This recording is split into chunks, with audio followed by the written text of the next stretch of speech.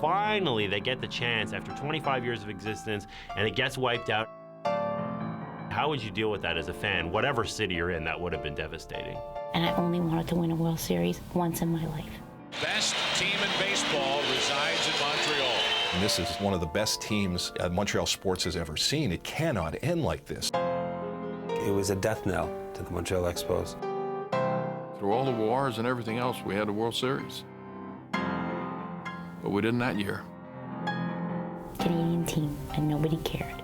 It affected a whole city and pretty much destroyed baseball in Montreal.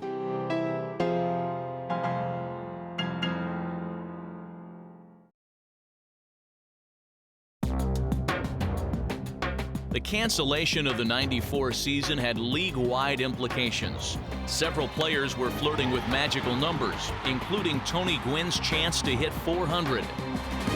But few suffered more than the city of Montreal. What we had to go through after the '94 season, was absolutely devastating, not only to our organization, but to our fans. Here they were on the verge of perhaps winning the World Championship. They were certainly favored. And the season ends. In that respect, the work stoppage was a huge tragedy, certainly for Montreal. We were witnessing history in the making, not only because of what the team was doing on a nightly basis, but these were all players who hadn't yet reached their peak. So people were very disappointed, but hopeful that next year with the same nucleus, we would be successful. But the team never got the chance to fulfill that promise and prove they were the best in baseball. For during spring training of '95, new Expos general manager Kevin Malone was instructed to jettison some key players. Grissom, Wetland, Walker, and Hill. In 2 days in spring training, Kevin Malone was forced to deal away 4 of the best players in baseball. How can you get equal value for that? They trade John Wetland for Fernando Seguinol. They trade Marquise Grissom for Tony Tarasco. Larry Walker, they don't even offer him anything. No offer, no arbitration. They don't get draft picks for him. It was the event that really started to turn the franchise around in a negative way. I was extremely hurt, feeling, we say en français, impuissant, powerless. I was like, every day, another knife in the side. Our team was dismantled. The Expos' infamous fire sale of '95 could be traced directly to the cancellation of the '94 season. We were used to living pretty close to the vest, and all of a sudden we were losing a tremendous amount of money. The Expos had lost the revenue from 29 late-season home games in '94. And even if they hadn't reached the World Series, they were still guaranteed 16 million Canadian dollars in television revenue from the Fall Classic, which they never got. With a '94 payroll of just over 18 million, these losses crippled the franchise. You had too many people that didn't have enough money to make decisions on stuff you needed money for. If we could have kept that team together one more year with that experience, who knows what we would have done. They didn't even try to keep the team together. Ownership completely betrayed the fan base. They completely betrayed the team's capacity to win. They were able to keep a couple of guys.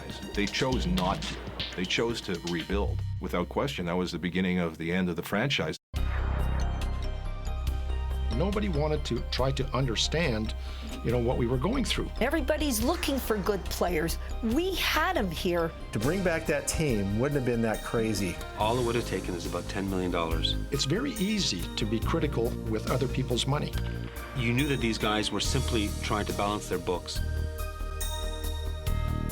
Montreal ownership coming up short when it came time to keep the team together, to invest in their product. Instead, they divested.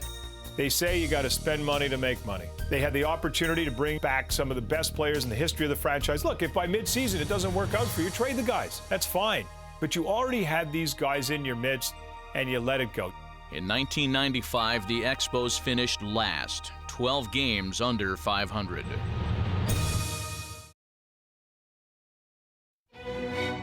We wanted to finish what we started. We wanted to show everybody that we were the best team in baseball. Unfortunately, we had to get rid of those Marquise, Larry, Kenny, Wetland. You don't realize how great of a ball club you had until you lose those guys. To make matters even worse, Expos fans had to endure watching the 4 that they lost play in the '95 postseason. If you open up the TV and you take a look, you see all our players are all over the place. They're doing so well. Grissom on the run. The team of the 90s has its world championship. Part of me was happy for them, but I was envious. I couldn't believe I had had these guys in my hand the year before, and next thing you know, they're winning it with someone else. It's tough to swallow. The '95 Expos, like many teams, experienced a drastic drop in attendance. It was now easier for fans to stay away from a stadium that always seemed to be somewhat out of the way. The biggest problem for Olympic Stadium was location. It was in the wrong place. This was a stadium that needed to be built downtown Montreal. That's where things were happening and still are. No question, Stade Olympique was passé. So Claude Brochu came up with a plan that he believed would help revive the franchise. If we can get ourselves a new ballpark downtown, we'll bring baseball back to this city like it never was before. A downtown stadium would have catapulted the franchise into among the best in Major League Baseball. Every other city where they built it downtown, whether it was Denver or Baltimore, Cleveland, it reignited all the interest in the ball club. And do I think it would have been a success? Yes, I do. Paying strict attention to how new downtown ballparks could impact a franchise and a city, the Expos carefully crafted a plan. We had decided we needed 3 levels of contribution. We needed provincial government, federal government, and we needed the fans to contribute, probably 1/3 of the amount needed to build a stadium each. Canada's federal government did its share by pledging this downtown site. You see that tree? Where the Canadian flag is? That's where I'll be sitting. I remember I was in California when they called and said they were going to have this big rally. You people are too good and deserve too much for this organization to leave and go elsewhere. There's too many memories. Brochu could sense the momentum, and he designed a unique financial plan for the provincial government that all but assured its success. His group arranged a meeting with the Premier of Quebec, Lucien Bouchard, for confirmation. The Expos and the Minister of Finances had worked out a deal. Taxpayers were prepared to fund their share here in Quebec on the basis of being repaid by player salary income taxes. Mr. Brochu's plan was, if the Expos are not here, those income taxes, you're not going to get them anyway. So let's use them and pay a stadium. The Minister of Finance agreed. When Mr. Brochu met the Prime Minister, Mr. Bouchard, at that time, there was no more deal. Something happened. Et 5 000 emplois répartis sur le territoire ont plus d'importance pour nous qu'en tout respect pour ce merveilleux sport qu'est le baseball, 2 douzaines de citoyens des États-Unis. There would be no provincial funding, so that was like a hammer.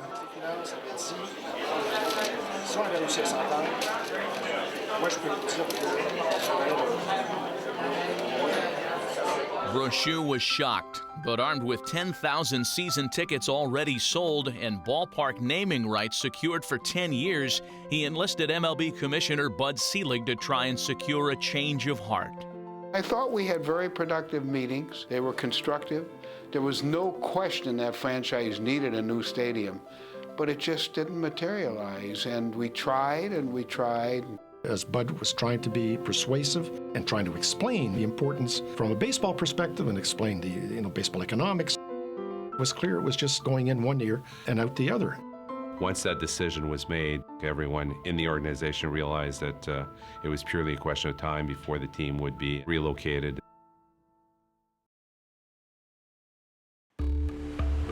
Once it became clear that a new downtown stadium would not be built, baseball fans in Montreal vented their anger and frustration towards some more than others. Claude must go!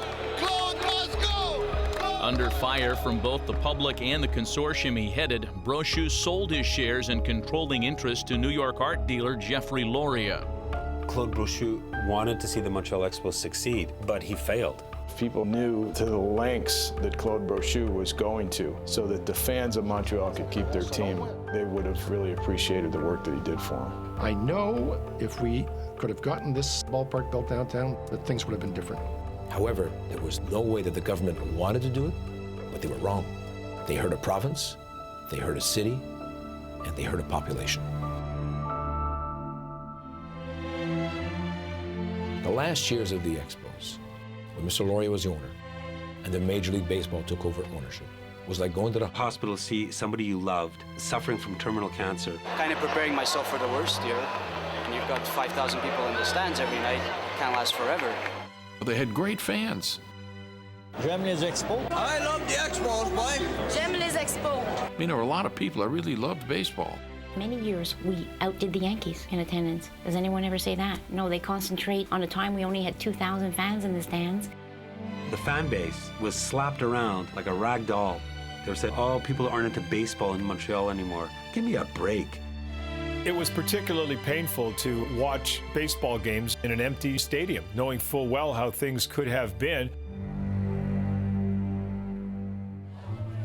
It had been a trying decade for Expos fans since the fleeting triumph of the '94 season. And on the day of the last home game in the 2004 campaign, the news they dreaded sadly came to pass. It's official now. Major League Baseball has announced the Expos are headed to Washington, D.C. It was hard, and you know, it was 31,000 people, and everybody was crying. Grown men, kids on their parents' shoulders. This was disappointing, and we didn't want to move, but in the end, it was reality. We had to move. Prior to that final game, the franchise honored what might have been the greatest team never to reach the postseason. Even though we didn't win a World Series and we never even won a playoff game. However, in '94, I'll still maintain that we would have won the World Series. One of the game's tragedies that we weren't allowed to continue that season through to see where that team ended up and see where the franchise would have ended up. It was a personal tragedy for these players who missed their chance to shine. It was a tragedy for the baseball fans in Montreal because this was the best team that they ever had. But perhaps the greatest tragedy was the one that befell the fans in the province of Quebec and the city of Montreal. I am terribly sad. I think it was a great lift for the city, for the province, and for the country when they came in.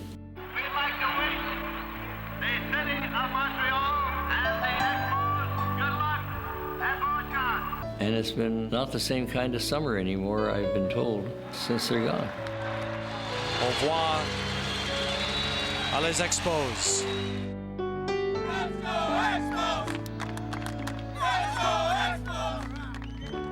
Life goes on when you lose a brother or a best friend. That's how I've often spoken about the Montreal Expos. It's like I lost somebody that I loved.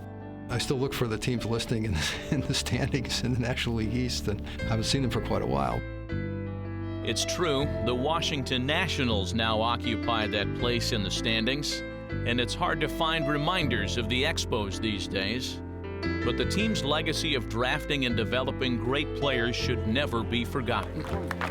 Andre Dawson, the Hawk, Montreal National League, 1976 to 1986. Because I don't have a team anymore. But for one day, I can pretend.